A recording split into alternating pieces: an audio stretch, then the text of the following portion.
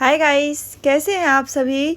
मैं इस canvas pad और एक्रेलिक कलर से आज कुछ ऐसा बनाने जा रही हूँ जो काम हम करना तो चाहते हैं लेकिन कर नहीं पाते हैं।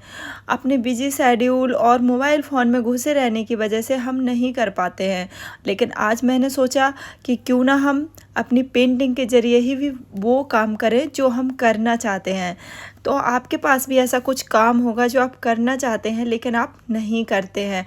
आपको पता है कि उसमें बहुत सारे फ़ायदे हैं फिर भी आप नहीं करते हैं। तो आज मैं वही बनाने वाली हूँ, आप भी इसको ट्राई कर सकते हैं।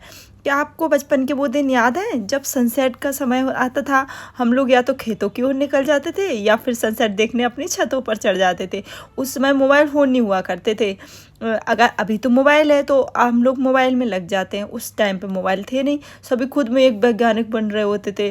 कोई बोलता सूरज इस समय लाल क्यों होता है तो दूसरा झट से जवाब देता था, अरे वो अपने घर जा रहा है ना, अब उसे खेलने नहीं मिलेगा तो उसे गुस्सा आ रहा है इसलिए लाल है गुस्से से। ढेरों सवाल होते थे लेकिन उनके जवाब भी उसी ग्रुप में मिल रहे होते थे। उनमें से कुछ प्रमुख सवाल इस प्रकार थे कि सूरज इस तरफ क्यों छिपता है, सूरज इतने ही टाइम क्यों छिपता है, सूरज सर्दियों में कम क्यों दिखता है या जल्दी क्यों छिप जाता है। इतनी सारी बातें कर ही रहे होते थे तभी एक बीच में बोल पड़ता था, अरे देखो पीछे छोटे चंदा मामा भी दिखने लगे हैं। अब बारी आती थी दिन भर की तपती धूप से छत को ठंडा करने की, क्योंकि थोड़ी देर बाद छत पर सोना भी तो होता था। छत को ठंडा करने में हम बच्चों को ही लगाया जाता था।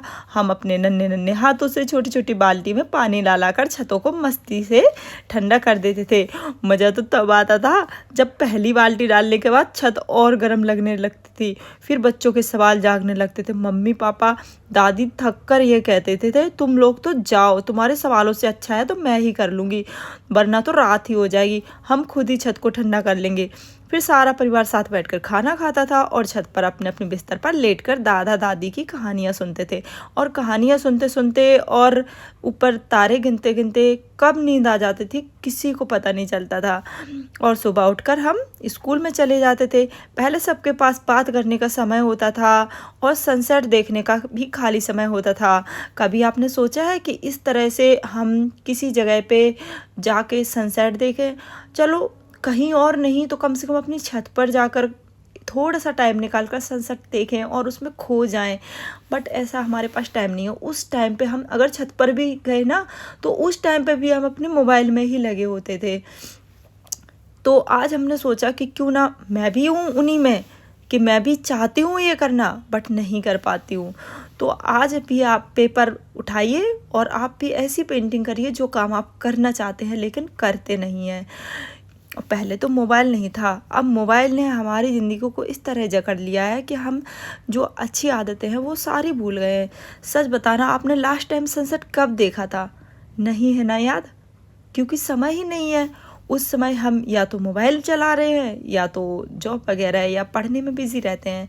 कभी कभी समय निकाल कर अकेले भी जहाँ सनसेट हो रहा हो देखिए, बड़ा सुकून मिलेगा, वादा करती हूँ आपसे। दोस्तों, मेरी पेंटिंग लगभग कंप्लीट होने जा रही है। मैं यहाँ पे एक गर्ल, या आप हो सकती हूँ, मैं हो सकती हूँ, कोई भी इस तरह से बैठी हुई है।